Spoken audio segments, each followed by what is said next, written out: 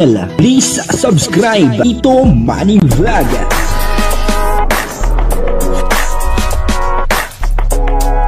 Payagan po si Tito Manny Vlog na mag-reactor para pambiling gamot sa kanya pong karamdaman. Wala man siyang records ng ng away.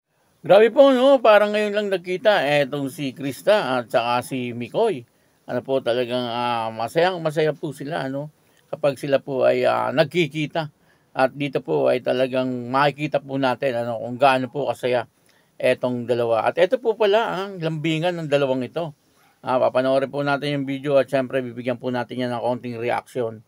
Pero bago po yan, ako muna po bumabati sa inyong lahat ng magandang umaga, magandang tanghali at magandang gabi sa inyong lahat mga kapatid. Saan man kayo ng panig ng mundo naroon ngayon ay mag-iingat kayo palagi at pagpalain kayo ng ating Panginoon. Maraming salamat din po sa patuloy na tumatangkilik sa aking YouTube channel at nanonood sa aking video reaction. Patuloy lang po natin suportahan sila Kuya Bal Santos Matubang, Kalinga Prab, Ate Edna Vlog, Jack Tapia at yung mga kasamahan ko pong reactor sa Kalingap. Ganun din po yung mga charity vlogger na Kalinga partner. O ito po yung video na kung saan ay para bang ngayon lang nagkita etong si Krista at saka si Kalingap Mikoy. Grabe. Ganito po pala ang kanilang lambingan. Papanoorin po natin yung video at syempre ang kabuuan po ng video ito yung mga panood po natin sa YouTube channel ni Kuya Neil. Ayun, supportahan po natin Kuya Neil.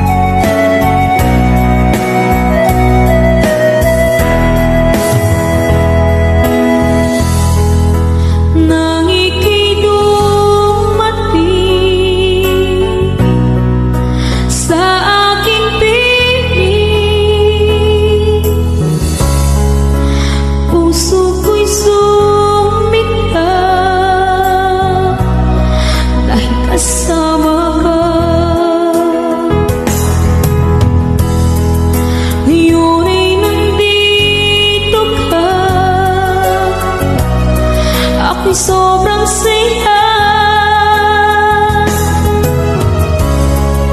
walang hahanapin pa dahil nandyan ka na. Tanging ikaw lang ang laman ng isipan, ang puso ko'y nabihan mo, oh mahal ko. Ang aking damdamin napuno ng siya mula makilala ka, oh mahal ko.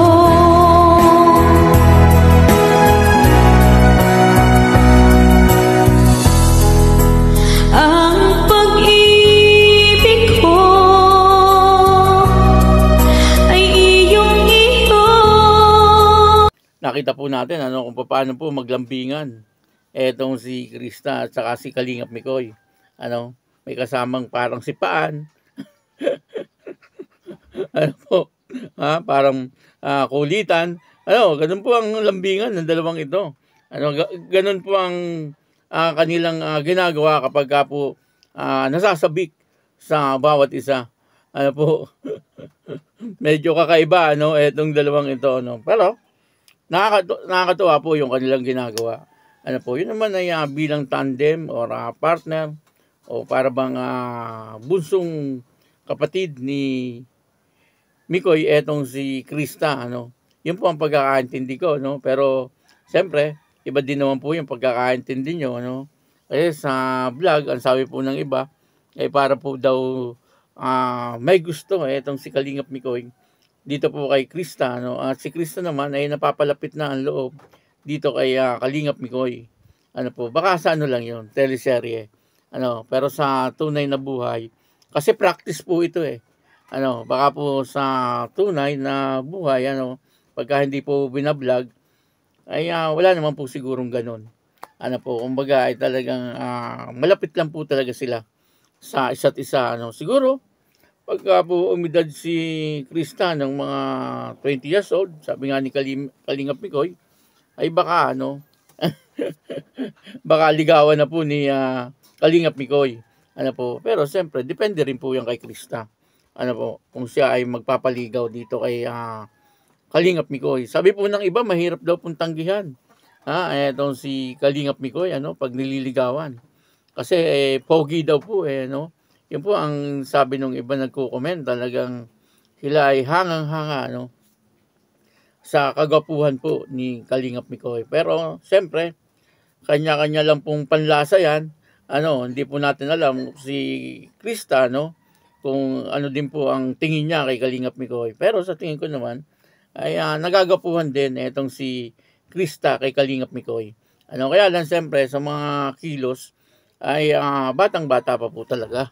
Etong si Krista, kita nyo nga po, naninipa pa nga eh. Kapag nagbibiroan po sila ni Kalingap Mikoy, ay talagang naandun yung habulan. Ano po, talagang grabe, maglambingan. Etong dalawang ito, no, medyo may kasamang sakitan ng konti. Ano po, at talagang yung asaran nila ay matindi. Yun naman po ang ikinakatuwa, no, ng mga viewers, yung mga ganung style nilang dalawa. Ano, doon ba pinapakita, no, sa mga galawan nilang ganon, na talagang hindi po sila nagkakailangan, ano, sa isa't isa. Ano po, at nakikita po natin doon na talagang malapit po yung loob nila, no, sa bawat isa. Bagamat parang kailan lang naging tandem or partner etong dalawang ito, pero madali po ano nagkakuhanan ng loob etong si Krista at si Kalingap Mikoy. Kasi halos nagkakapareho naman po ang kanilang ugali, ano. Medyo may pagkamakulit talaga. Ano, pareho.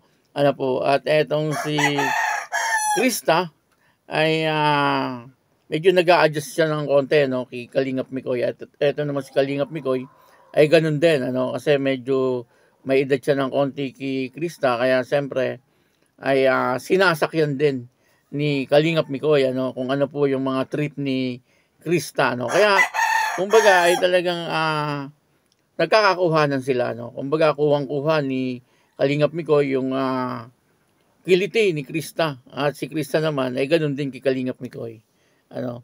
Kaya hindi po tayo magtataka, no, pagdating po ng araw, ano, kapag itong si Krista ay nasa edad na, ano po, na itong dalawa ay maging sila. Ano? Pero hindi po ngayon, pagdating po ng araw, ang sabi ko, baka yung mga basher dyan eh. Sabihin na naman ay inuulot si Krista eh, napakabata pa. Ano po, maliwanag, ang sabi ko, pagdating po ng araw, siguro pag edad ni Krista ng 20 years old, ano, pataas, o kaya 19, pwede na, ano, kasi 18 nga, pwede na eh.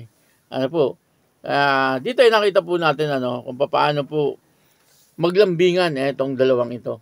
Nakakatawa po, ano, komportable po sila sa bawat isa. Kaya yun, maraming salamat po sa inyong lahat. At ako po si Tito Manny Vlog na nagsasabing God bless you all. Diyos mabalos.